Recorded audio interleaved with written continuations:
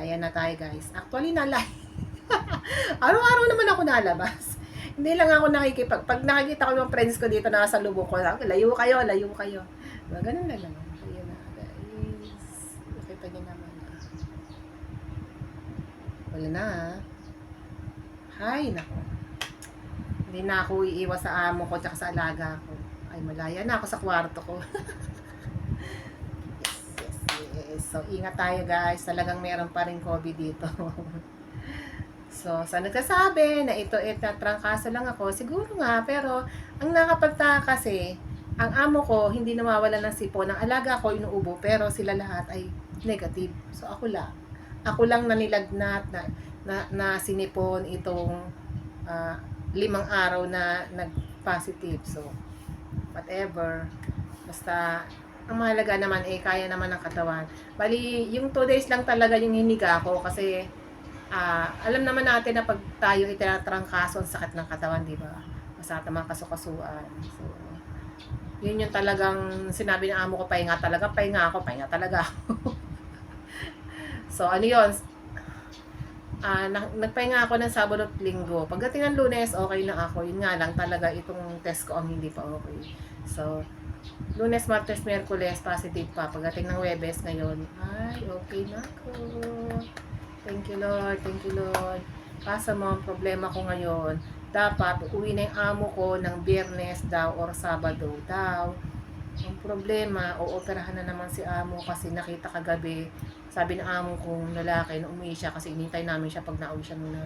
So, sabi ng amo kong lalaki, sabi ko, sir, kumusta ka ako si amo? Sabi niya, uwi na ba ako sa Sabado, Biyernes? Sabi niya, di pa kasi uoperahan na naman yung amo ko, guys. Sabi ko, Diyos ko. Kasi may nakita sa MRI niya na may leaks pa yung may naglilik pa daw doon sa inopera sa kanya na na ugat niya na pumutok, guys. So, hirap pala talaga ng stroke, guys. Diyos ko. Pero pag narinig ko yung amo ko natawag nitong nakakaraang araw na kahit nasa kwarto ko narinig ko nag-usap yung alaga ko tsaka yung amo ko babae, masaya na siya, masigla na siya. Tapos nung isang beses na sumilip lang ako kahit malayo, nakikita ko na okay na yung aura niya. So siguro kailangan lang i-repair pa yung kung naman yun, na nakita na meron pang konting nag-leaks daw na dugo na sabi nagbi-bleed pa rin daw. So sana ngayon okay na kasi sa Monday siya ooperahan ulit. So may extend na naman yung amo ko sa ospital. Siguro sa Sabado sasama na talaga akong dumalaw kasi ngayon okay na ako, di ba? Biyernes, Sabado, 3 days na akong negative noon. So siguro okay na akong pumunta sa ospital para madalo ko si amo.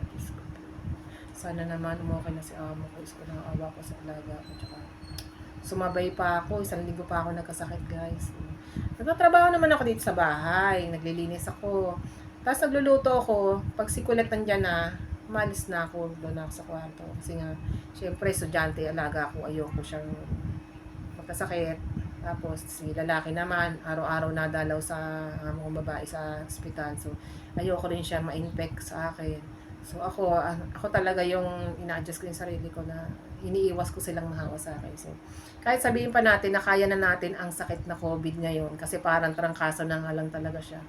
Ang problema kasi ngayon dito sa bahay namin is meron nga kami isang pasyente na nasa ospital. So, yun yung iniiwas namin na mahawa rin yung dalawa, yung mag-ama sa akin kasi nga nadalaw sila sa amo kong babae. So since ngayon okay na ako, siguro sa Sabado makakadalaw na rin.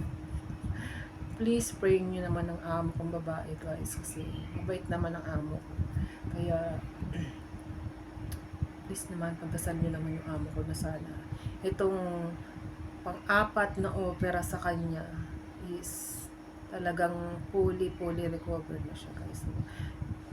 Alam ko naman na pag gumaling siya is talaga mag-iingat siya sa health niya. Tsaka syempre tutulungan ko rin naman siya na lalo na sa diet niya na kailangan makita namin na yung mga bawal sa kanya hindi niya kakainin. Kung ano lang yung dapat, yung nakakainin. Tapos yung mga katmari, walang stress dito sa bahay. Kasi minsan na-stress sa alaga ako, yun alam niyo naman, guys, di ba? Yung 12 years old na bata is medyo may kakulitan. So, alam naman natin sa mga kabataan ngayon yan. So, siguro magbi-meeting na lang kami nitong alaga ako na talagang kailangan sabihin ko sa kanya na paintindi ko sa kanya yung sitwasyon ng nanay niya na hindi pwedeng magalit, hindi pwedeng kasi laging nagiinit ang ulo ng amo ko doon sa alaga ko. Sa akin hindi siya sa alaga ko lang laging naiinis, nagagalit kasi nga yung mga kilos niya. Siguro hindi maano ng amo ko yung mga Gen Z ngayon, yung kabataan ngayon, yung generation ngayon na talagang gano'n na sila mas, hindi mo tigas sa ulo ng alaga ko. Syempre may mga kilos siya na ang bara-bara na ba, gano'n. Nananagot, gano'n. So, alam ko na experience niyo rin yan sa mga kabataan dyan sa Pinas. So, pero this time, kailangan ko paintindi sa alaga ako na kailangan niyang maging maingat kasi nga meron kaming yung mama nga niya is kailangan na hindi ma-high blood. Kasi yun yung nag-trigger sa kanya kung bakit siya nagkaroon ng na-rupture yung kanyang yung kanyang nerve sa ulo. So, nagkaroon siya ng operasyon. Kaya siya naputukan ng ugat sa ulo.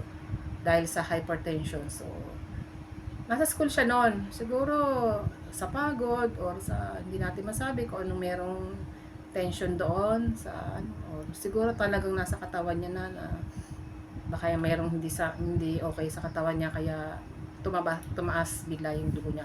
So, sa mga friend ko na may mga underlying na mga ganyang mga kondisyon na mga may high blood pressure, guys, ingat kayo.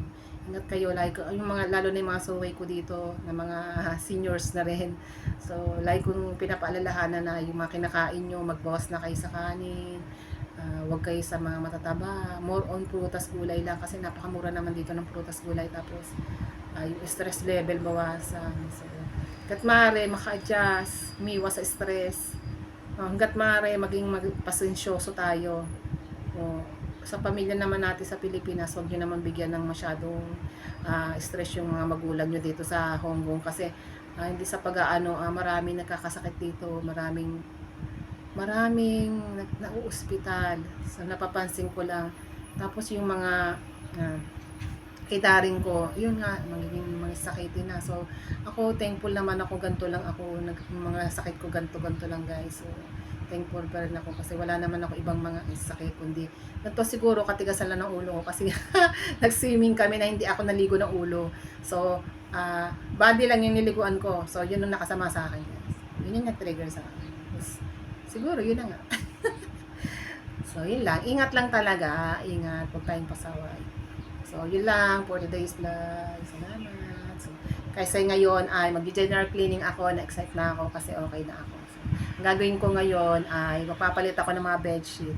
Kasi kailangan ko palitan yung mga bedsheet nila kasi nga hahawakan ko na siya. Negative na ako. Pero gusto ko lahat malinis. Pati yung aking kwarto, aalisin ko lahat ng mga sapin ko at lalaman. So, yun lang, guys. Please. Thank you for watching. Ingat.